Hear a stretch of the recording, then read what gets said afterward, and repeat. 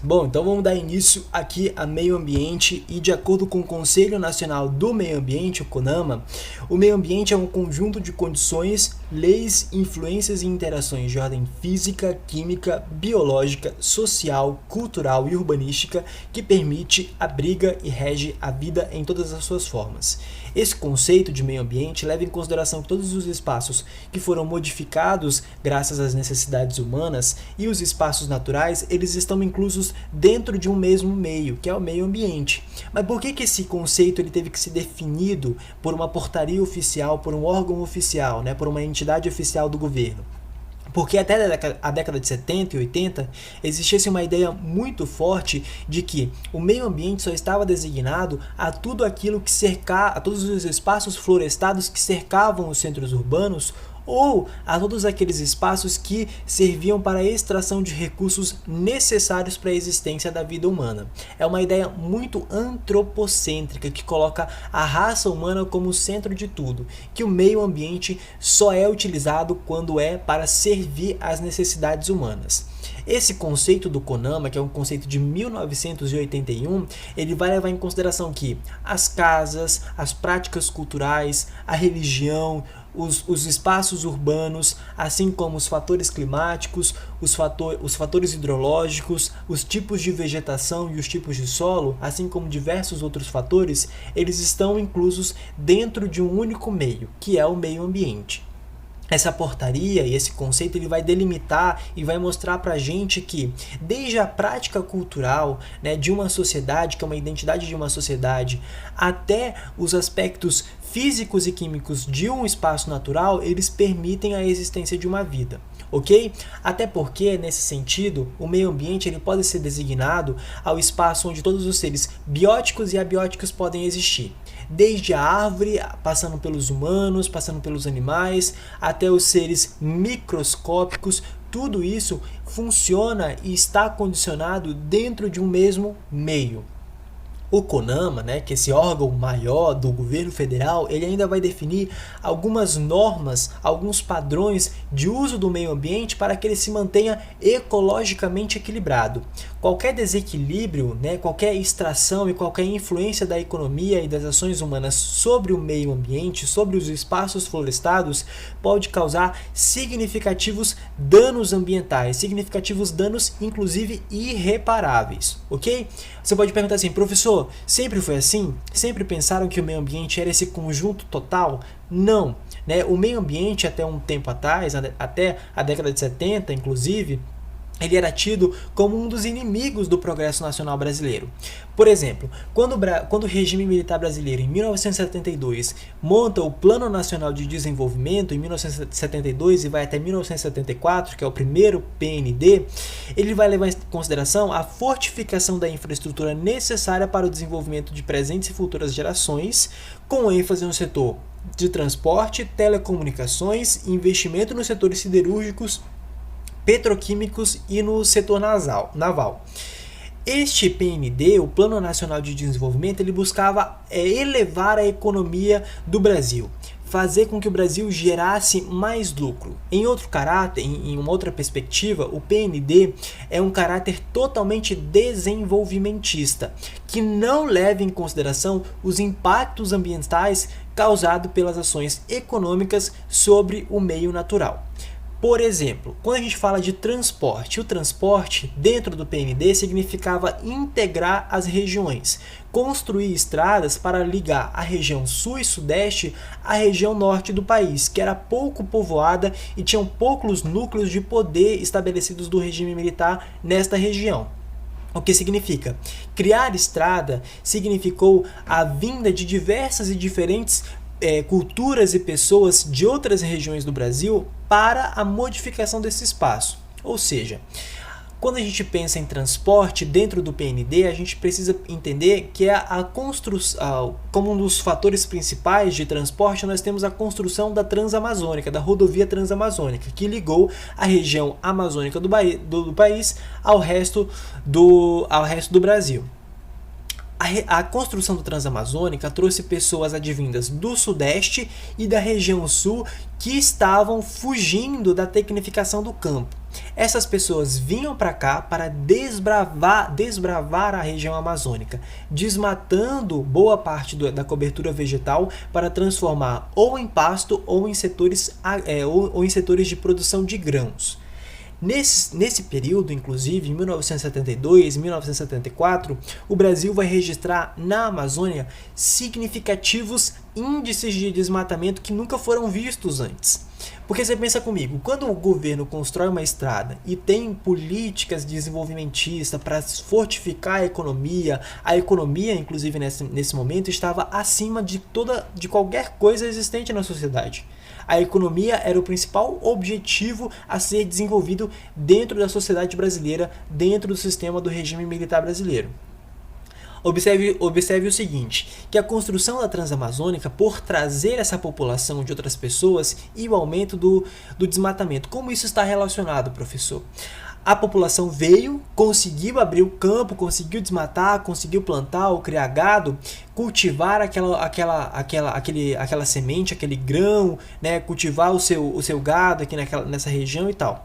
Mas quando chega a hora de colher, o principal atributo é como que eu vou levar essa produção, esse recurso que eu extraí da minha propriedade na região amazônica para o resto do país. Dentro desse sentido, a rodovia amazônica foi o principal mecanismo de escoamento de produção. A rodovia transamazônica, como diversas outras rodovias, foram criadas a fim de escoar a produção, liberar a produção para os portos para que eles fossem exportados, vendidos e gerados lucros. Ainda dentro do PND, existia-se, por exemplo, a criação de publicidades para a população vir para a região amazônica, porque o desenvolvimento estava aqui, lucrar estava na região amazônica. Eu trouxe para vocês duas propagandas que circulavam em revistas, telejornais, jornais impressos e televisivos, rádios e coisas nesse sentido, que foi: chega de lenda, vamos faturar. A Amazônia era tida como uma região mística porque ela era pouco povoada e pouco controlada pelo governo, então a floresta assustava os governantes e ela precisava ser dominada. Nesse sentido, a lenda não geraria nenhum tipo de lucro, mas a extração dos recursos que aqui na região amazônica existem gerariam lucros significativos para o governo. Uma outra propaganda que eu trouxe para vocês foi Isto é a Amazônia, This is Amazonia, com fundo, né, uma capa de revista com fundo de uma grande estrutura industrial, fazendo uma alusão de que a imagem que nós queremos para a Amazônia é uma imagem que não cabe às florestas, não cabe às árvores. Cabem a imagem de estruturas de indústrias, cabe a estrutura que vão gerar algum tipo de desenvolvimento lucrativo para o Brasil, para gerar algum tipo de progresso econômico e desenvolvimentista para cá, para todos nós da população brasileira, ok?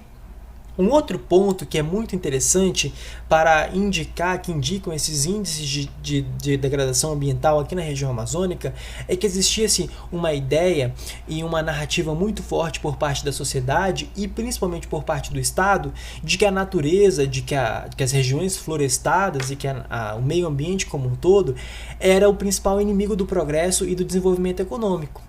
Por isso os grandes índices de desmatamento, por isso as publicidades vinculadas em redes de televisão, em redes de rádio, em jornais impressos em todo o Brasil. Era este intuito, retirar a cobertura vegetal, porque retiraria os recursos necessários para o desenvolvimento e o progresso econômico do Brasil. Essa ideia foi tão forte que ela não só se perpetuou aqui na região, aqui dentro do Brasil. Quando a gente fala de política nacional, na primeira conferência que reuniu diversos países para tratar sobre questões ambientais, que é a Conferência de Estocolmo, em 1972, o Brasil, inclusive, liderou um grupo de 77 países que eram contra a qualquer medida que protegesse o meio ambiente. Olha só uma das frases famosas que marcou a Conferência de Estocolmo, advinda de uma política militarista dentro do Brasil. Bem-vindos à poluição, estamos abertos a ela. O Brasil é um país que não tem restrições. Temos várias cidades que receberiam de braços abertos a sua poluição, porque nós queremos empregos, dólares para o nosso desenvolvimento. Essa ideia ainda foi presente em conferências internacionais, né? Inclusive levada, por exemplo, na capital da Suécia, onde aconteceu a primeira conferência que abriu uma agenda ambientalista, que estava focada em criar metas, em criar estratégias para o desenvolvimento econômico, mas um desenvolvimento que levasse em consideração menos impactos ambientais. Professor, mas o que é essa conferência? O que é a Conferência de Estocolmo? Você pode me falar mais ou menos o que é? Claro, ali em 1970, 1972, né, quando acontece essa agenda ambientalista, o Brasil e o mundo viviam um período chamado de Guerra Fria, um momento onde Estados Unidos, que defendia a política capitalista, e a União das Repúblicas Socialistas Soviéticas, que defendia a política socialista, estavam tentando expandir o seu sistema econômico para a maior parte dos países do mundo. Hoje em dia a gente sabe que os Estados Unidos levaram essa guerra. Então, o desenvolvimento ali era muito grande. O desenvolvimento de grandes potências, o desenvolvimento de grandes indústrias, a potencialização do setor produtivo industrial era muito grande nessa época. Um outro aspecto desse momento é que um dos principais motores do desenvolvimento mundial era a queima de petróleo. E os ambientalistas e a ONU, a Organização das Nações Unidas, começou a imaginar de que a queima de petróleo ela não seria tão legalzinha, ou não seria tão boa para o meio ambiente, e que ela causaria significativos danos a ele, inclusive. Um outro ponto é que precisava se desenvolver uma fórmula, desenvolver uma agenda, desenvolver objetivos que traçassem um desenvolvimento econômico levando em consideração justamente uma preservação ambiental. Foi justamente em junho de 1972 que cria-se, que recebe-se de 115 países lá em Estocolmo, na Suécia, para discutir essa agenda. Essa conferência ela teve como justificativa tentar conscientizar a sociedade que poderia existir uma melhora na relação entre a humanidade e o meio ambiente, ok? Inclusive, foi dentro dessa perspectiva, foi dentro dessa conferência que os 115 países criaram um fundo, né, para tentar criar ações que melhorassem e desenvolvessem tecnologias e estudos para que pudesse haver um progresso econômico, mas que não interferisse, que fosse menos cruel ao meio ambiente. Os objetivos dessa conferência tinham discutir as mudanças climáticas, discutir a qualidade de água, debater as soluções para reduzir os desastres ambientais e reduzir e encontrar soluções para modificações das paisagens.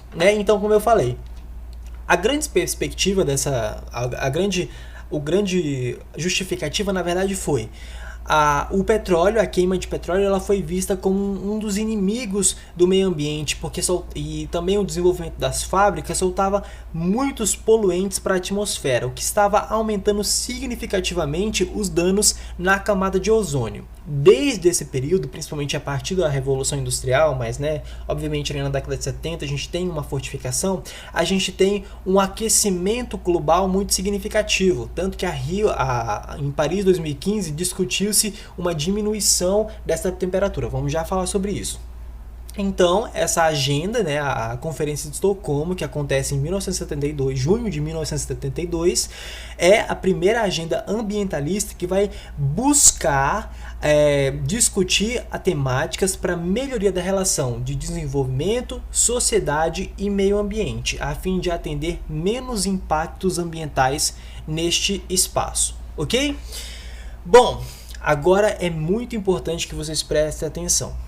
A política nacional do meio ambiente ela vai se desenvolver baseada da Conferência de Estocolmo, inclusive. O Brasil, os impactos decorrentes à implementação da política relacionada a essa concepção desenvolvimentista causou, como eu falei para vocês anteriormente, significativos impactos. Um desses impactos foi o desmatamento acelerado na região amazônica.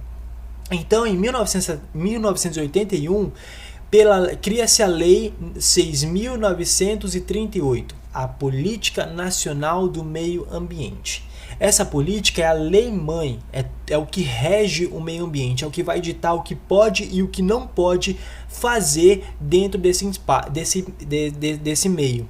É também por meio dessa política que vai ser instituído quais são os padrões aceitáveis para interferência humana e interferência econômica, o que pode e o que não pode fazer nos espaços naturais. Observe só, essa lei tinha como objetivo tinham duas características como objetivo.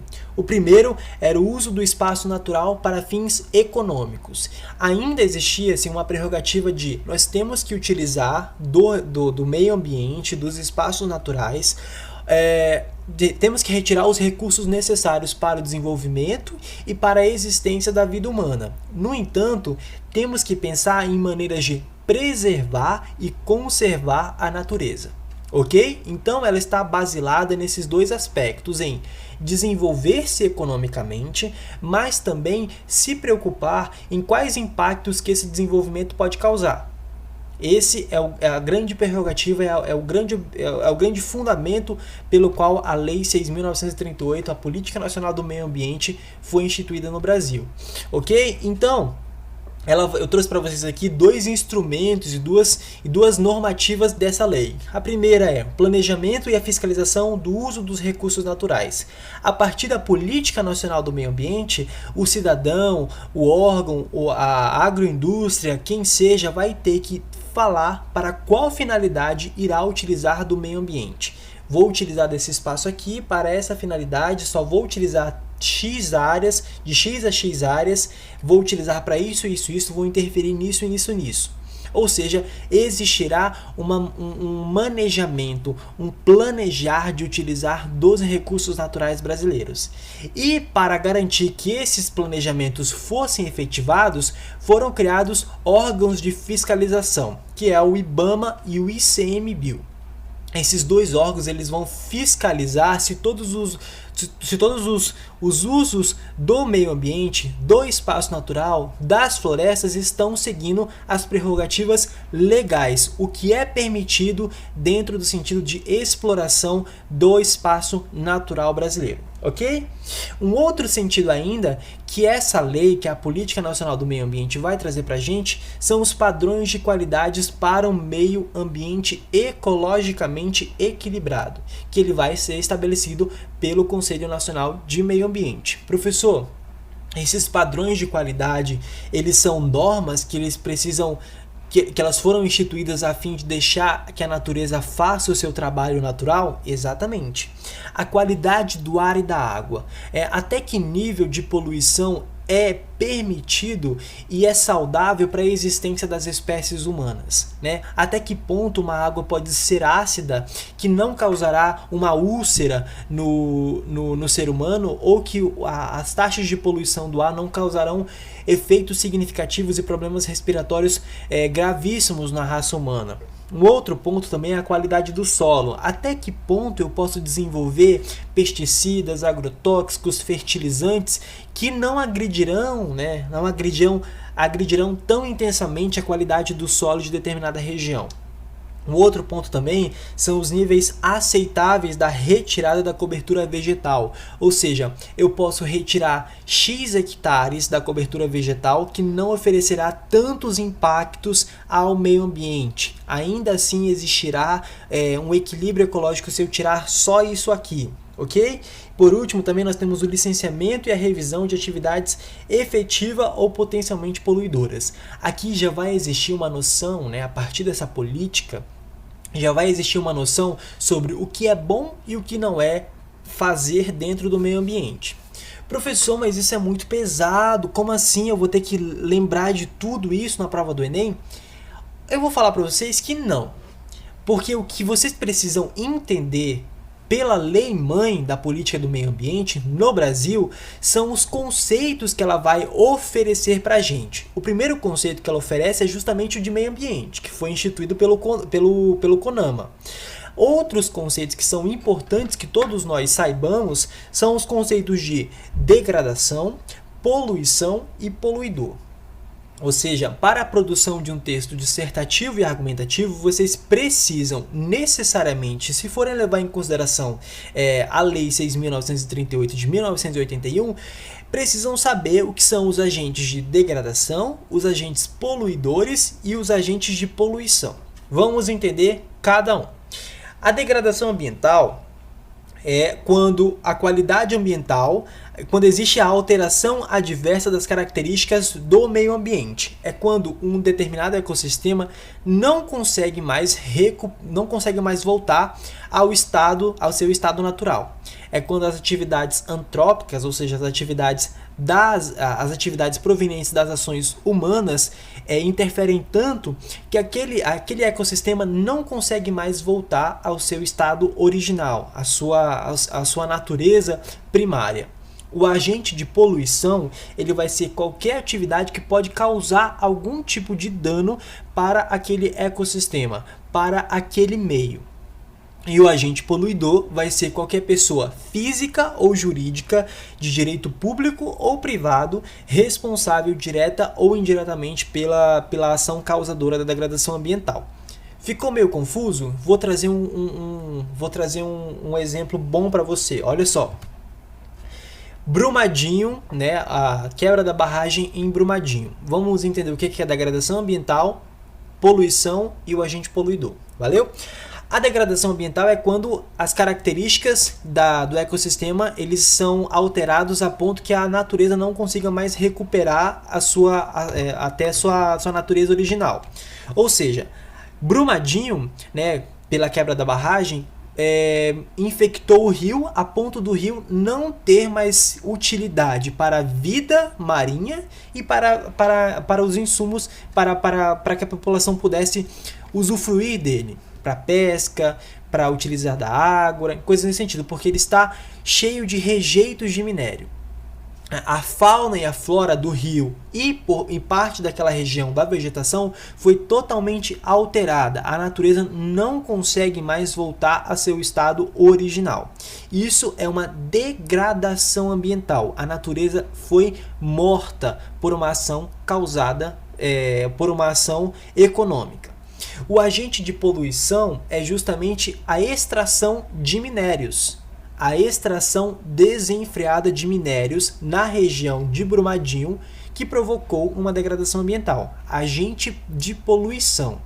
E o agente poluidor é quem ocasiona a extração de minérios nessa área, que no caso é a Vale, uma empresa que está há milhares e milhares de anos no Brasil, extraindo minérios, principalmente ali naquela região de Minas Gerais. Ou seja, degradação ambiental. Tudo aquilo que transforma a natureza e que ela não consegue mais voltar à sua natureza original. Né? Todas as ações humanas, todas as ações econômicas que interferem, que colocam características adversas à natureza.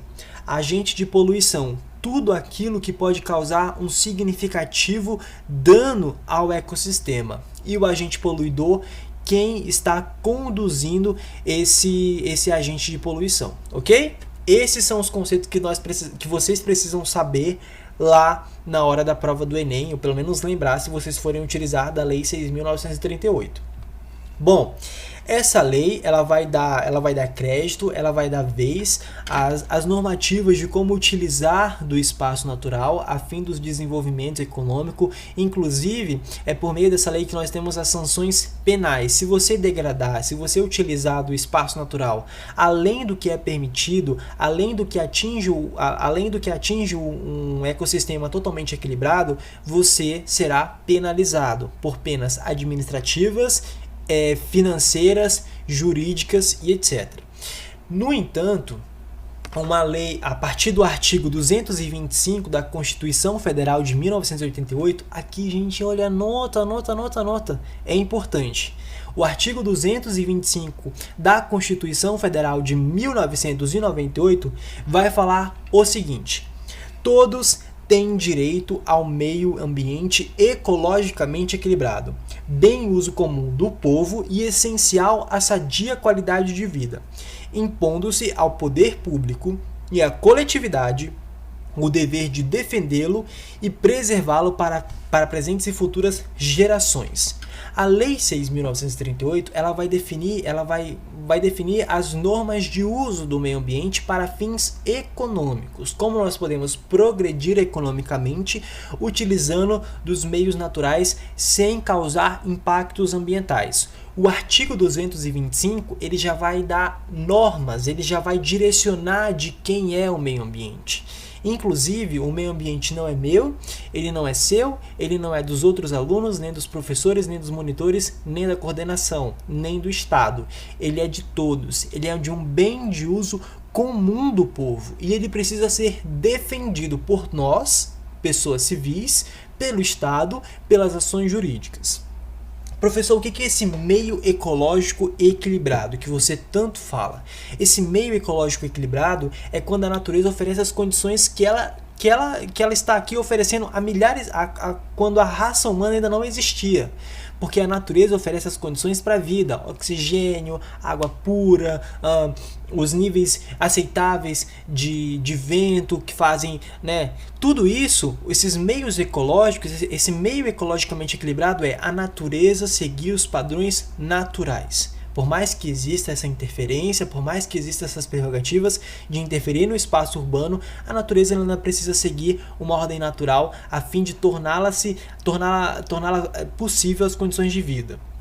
Esse bem comum do povo é justamente que o meio ambiente não é meu e não é seu, ele é de todos nós.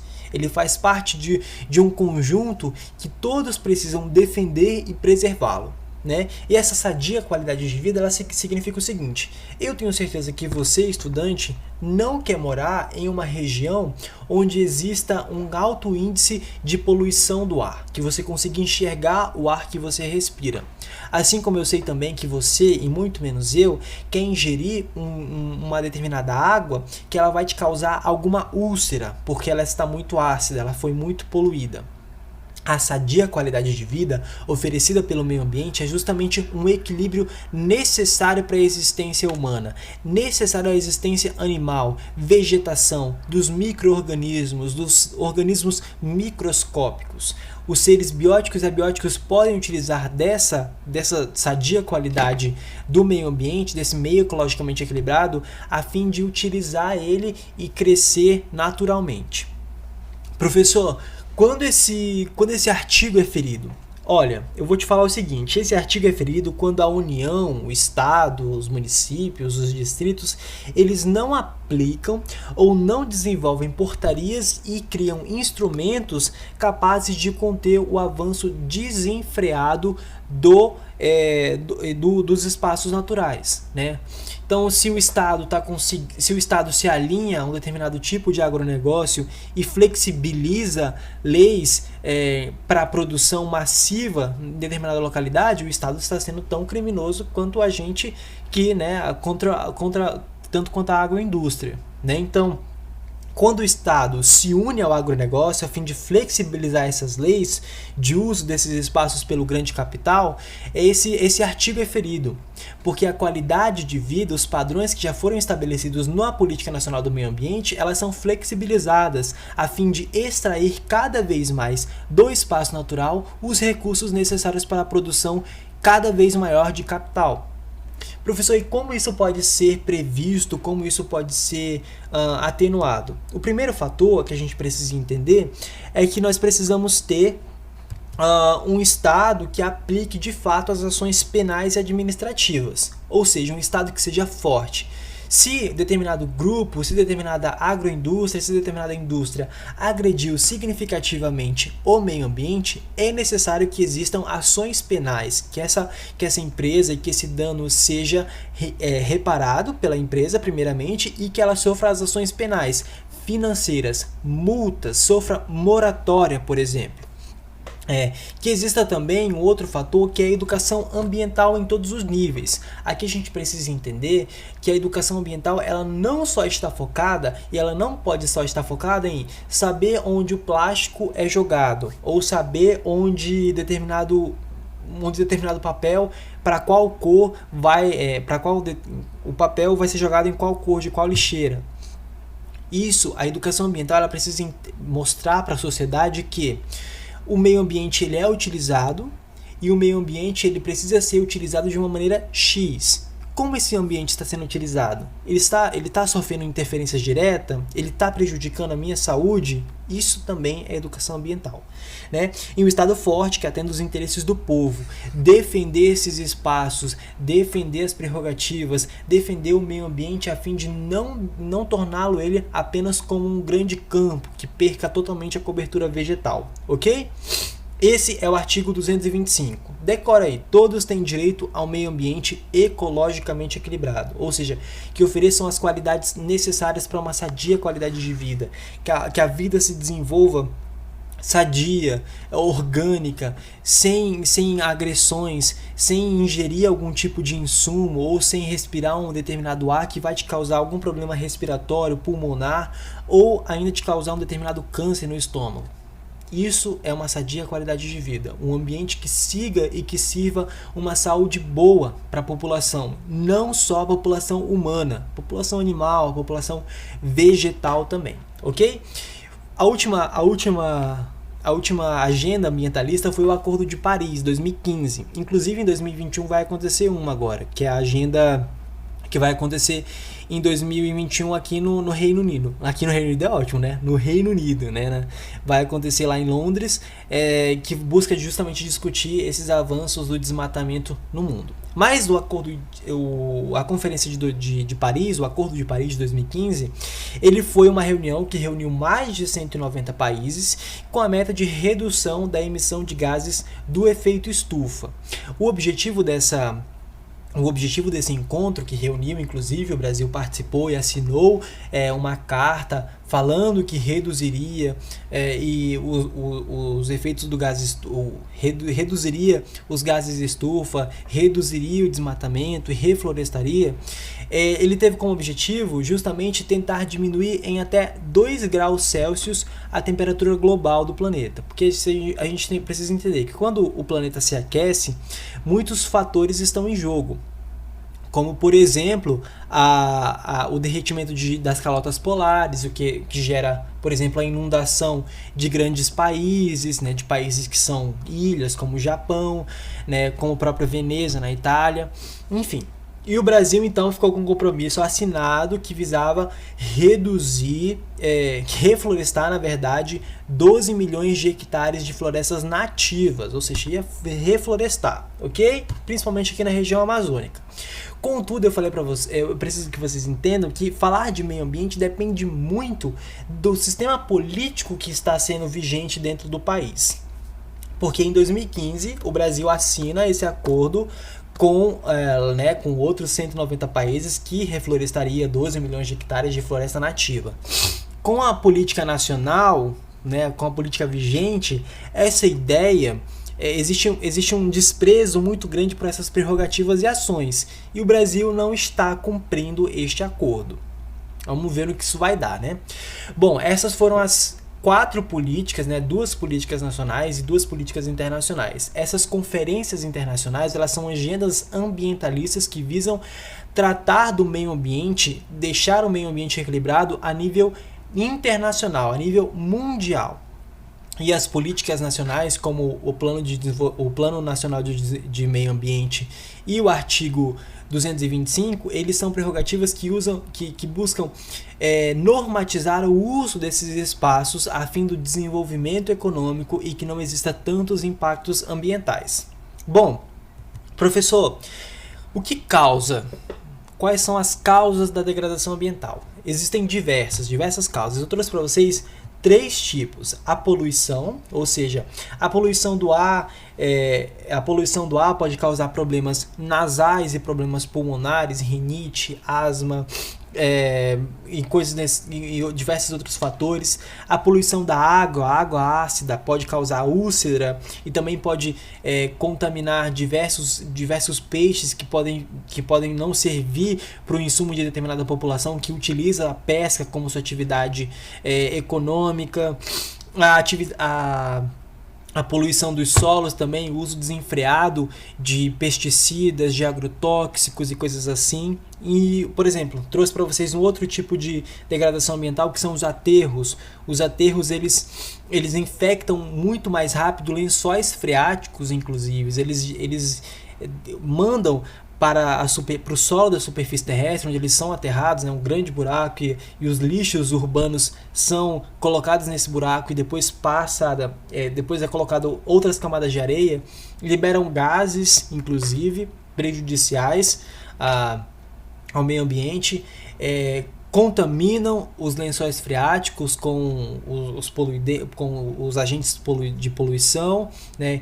Deterioram esses espaços, fazem com que esses espaços eles não sejam mais recuperados, que a natureza não consiga mais voltar ao seu estado original.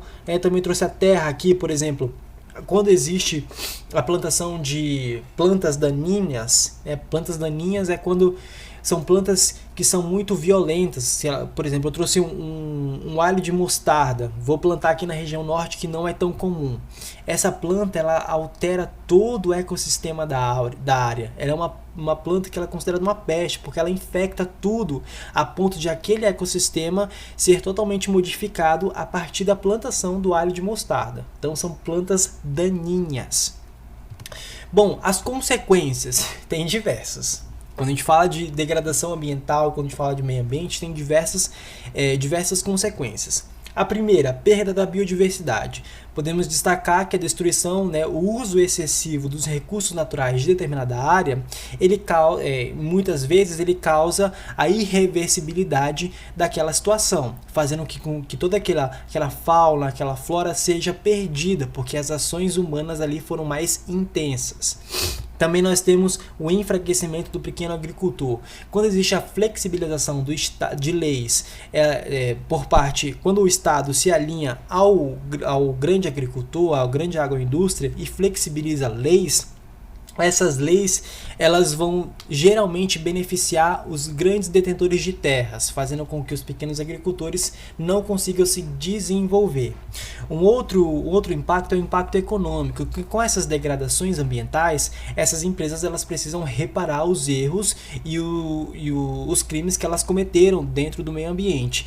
Então a restauração da cobertura verde, a limpeza de toda aquela sujeira que elas fazem, elas precisam ser recuperadas. Elas têm custos, porque precisa de investimento tecnológico, de desenvolvimento científico. Então existe um impacto econômico também. Nós temos um impacto sobre a saúde humana, justamente com áreas expostas a poluentes, podem causar problemas respiratórios, como já venho falando para vocês, problemas intestinais, no estômago e coisas assim. Um outro também é a perda da indústria do turismo. O desmatamento, muitos espaços naturais no mundo, região amazônica brasileira, Tailândia, região desértica dos Estados Unidos e dentre outras, elas estão sofrendo grandes taxas de desmatamento. E aquela beleza natural que eles detêm, ela é perdida, porque não existe um certo tipo de preservação. Então a perda do ecoturismo, o ecoturismo também é afetado por essas ações. Bom, trouxe para vocês o que? Citações. Quais são as citações? Todos têm direito ao meio ambiente ecologicamente equilibrado, que é o artigo 225 da Constituição Federal. Eu acho que vocês precisam decorar, anotar, saber essa frase, porque se cair um tema voltado ao meio ambiente, obsolescência programada, níveis de desmatamento, focos de queimada, agentes poluidores, se cair isso, você já pode soltar assim: todos têm direito ao meio ecologicamente equilibrado, associando as políticas de Estado de tentar normatizar o uso, de padronizar o uso adequado do meio ambiente, a fim que todos detenham uma saúde boa proveniente dos agentes naturais. Também nós temos É Triste Pensar que a Natureza Fala e que o Gênero Humano Não Ouve, que é do romancista poeta francês Victor Hugo. Você pode contextualizar essa frase aqui falando que a natureza, que o planeta Terra está oferecendo respostas, que o aquecimento global, que o derretimento de geleiras, ele é um tipo de resposta ao uso desenfreado e predatório dos espaços naturais, que aquece a Terra e faz com que e mesmo a Terra oferecendo essas respostas, ainda assim a ganância do homem, o uso do espaço natural ainda é desenfreado para gerar lucros. Também você tem a frase para a ganância toda a natureza é insuficiente, que é do filósofo Sêneca. Bom, também trouxe para vocês algum repertório de palavras sobre a nossa aula de hoje, né? Meio ambiente, espaço natural, espaços florestados, degradação ambiental, impacto, meio natural, natureza, desflorestamento, tudo isso está focado ao meio ambiente. Ok? Espero que vocês tenham gostado da aula. Qualquer dúvida, fale com a gente que a gente tenta resolver. Tchau, tchau.